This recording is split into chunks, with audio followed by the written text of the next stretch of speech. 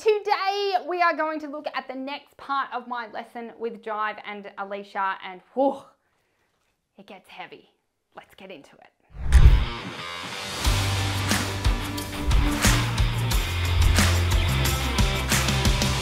So you guys are going to love today's episode. I had my irritated pants on. Hands up, I will be completely honest and open and vulnerable here. Hands up who wants to ride how they want to ride and they really wish their horse would come to their party. I feel like I'm the only one with my hand up. But you'll see in today's video how Alicia coaxes me to accept the responsibility that how I want the first 5 minutes of the session to go is not actually what the purpose of the first 5 minutes of the session is. And our ability as riders, firstly, to be able to think about what is happening underneath us and what the horse underneath us is telling us, even at a loose rein walk, is vital to Grand Prix dressage success at the highest level. And I had never made that connection. I never took the time because I'm so impatient and I'm so, let's just get on with it. And I really missed that part in my training. So this is Alicia helping me break through. I don't know if you guys can see it, but there are so many barriers and so many emotions that Alicia has to try and break through just in this 3-minute video. This video that you're about to see was really hard for me, very hard for me. Not so much physically, mentally. Let's get into it. So what could you do that would use, so you could use TSMG here, so you don't want him to fall in, you want him to get his weight more on even legs. What could you do in a TSMG way, pretend he's like a breaker that he's not able to do a leg yield? What could you do to get him? Like if I want him to go that way, I open that way, or if I want him to go that way, I open it in? No, because that would still be a leg yield if you opened the outside rein. He'd have to go sideways and he's not capable of that. Think more of, in this example, think more of the weight in the feet. You want to re-establish the weight evenly in the feet. Let's say for argument's sake at the moment he's got 75% of his weight on his 2 inside legs. We want to move it so it's balanced to all 4. If I don't have reins or legs to move his legs, I got no idea how to do that. Just grab one rein and turn a small circle. Very small. Very, very small. Yeah. That's it. And then go forward again. Has he stopped falling in? Now turn again. Think about the forward and turn that we learnt last time. That's it. And then go forward. How's that feel? Yeah. Fixed it? All then right. turn again, turn again. That's it. 2 legs, say keep going a bit. And then forward. Put your hands forward. That's it. Good ridiculousness, but not that ridiculous. That's it, and then turn again. Turn. But why did he stop? I didn't tell him to go.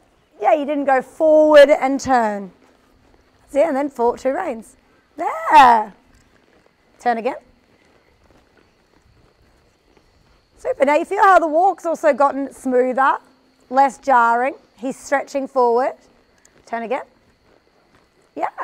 So 2 legs go forward. Think about the rhythm. That's it. And then forward again. There you go. Now you're on the wall, aren't you? Yeah. Do you feel the difference? Turn again. Think forward and turn. Don't just grab the inside rein and pull. Think about your line. Yeah, good. Good. 2 legs. How's that feel? It's not easier to just start riding with a contact. Turn. Sorry, sweetie. It's not easier to just start riding with a bit of a contact. Yes, it would be easier, but what's your goal right now? My goal is to get the walk done so we can start trotting. So so then today would be a day that you'd probably decide potentially I should go for a trail ride. Because your attitude isn't where you want it to be. You want to just do the walk so I can get into trot. And you know that the walk is so that his body is moving naturally, that he gets his heartbeat going, and that he's in a relaxed way before you start to take contact and then put him into a frame, which is then going to put his muscles in tightness and under pressure. Yeah? So if you're on a day when you're not feeling that, you know, I can treat the horse in the way that's going to make him perform the best, that would be a day where you'd go, do you know what? Oh, I'm just so not in the mood. I'm going to go for a hack. And that's completely acceptable. I think it was a miscommunication of, because you said go for a trail ride in here, didn't you? Sorry? Didn't you just say go to the buckle, do the trail ride in here? Yeah. Yeah. We're on different pages? I think so, a little bit. So can we try to communicate so that we can get on the same page? Yeah, I think we're good. So circles, like obviously the minute I went on the buckle, we fell in again. And so you're saying I need to have the discipline and the fortitude to just go. It doesn't matter how long I sit here on the circle, because I want to fix it in this way rather than fix it quicker, like rushing. Oh God. That's okay. Yes, but why? Because rushing will actually take slower. That this is the stuff you have to do. But all of those reasons are about you. What about for the horse? Yeah, well, I know the horse needs to walk. Why? To warm up the muscles and the joints. Yep, so keep walking around. So if you didn't do this and you didn't let his muscles warm up and you just put him into a frame straight away to make it quicker for you, the muscles that he's tight on, so he's tight on the right hand side, that's why he's falling in, yeah? Yep.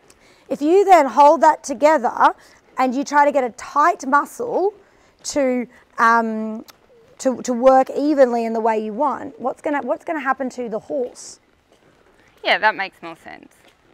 But that wasn't a rhetorical question. What's going to happen to the horse? Well, it's never going to get better. It's always going to be tight on that side because you may as well loosen it and walk than try and loosen it in trot or canter.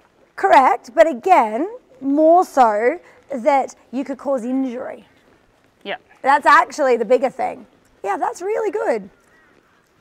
And you see now, it's just a really relaxed way of making sure, especially with a horse of this age, he's pushing 20, right? That his muscles are ready for the work. Turn again. That's it. Try not to just grab though. Try to think forward, turn, forward, turn. That's it. Yeah, that's really good. And then what could you do TSMG with your weight a little bit to help? Where could you put your seat a bit more? A little bit off. Where though? Like come off? No, you could sit a little bit with your weight to the inside. Oh, okay. So you mean on the circle? Correct. No, but in general, because that will stop him falling in.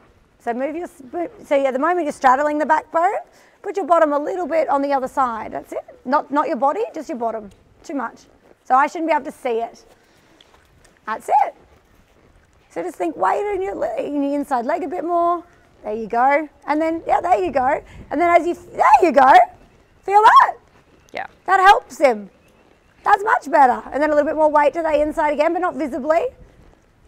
Yeah, do you feel how that's helping him now? It's not perfect because you have to unloosen that, and that's a stiffness that's going to be months and months of fixing. But do you feel how he's not falling in now? Yeah. It might feel like he wants to, but he's not. You agree with that? Yeah. Yeah, so do you see how just thinking a little bit about how you sit, and then this gives you information. So now you know, today my horse is pretty willing to go, but he's quite tight on the right-hand side. Yeah? You now know that because you haven't masked it with all this other stuff. So now as you go into trot now and start to work him, you're completely aware that the right-hand side of my horse is not in top form. So positioning my body a little bit differently, using some exercises to supple him on that side is going to help a lot. Make sense? So I trust you enjoyed that episode. Remember, let me know in the comments, what was your favorite bit? What was your biggest learning? What was your biggest aha? And let me know if you identify a bit more with Alicia or a bit more with me. I would love to know. If you enjoyed it, hit the like button, and remember, hit subscribe so you never miss any of these amazing episodes coming up. And if you're interested in learning more about what Alicia was talking about, make sure you hit the link in the description to learn more about the Dressage Institute. It's an amazing place, it's an amazing program, it's an amazing creation that we've created for you to break through your dressage plateaus and your dressage assumptions and your dressage misunderstandings and stratosphere out into your success in your dressage careers. So click that link to find out more about the Dressage Institute.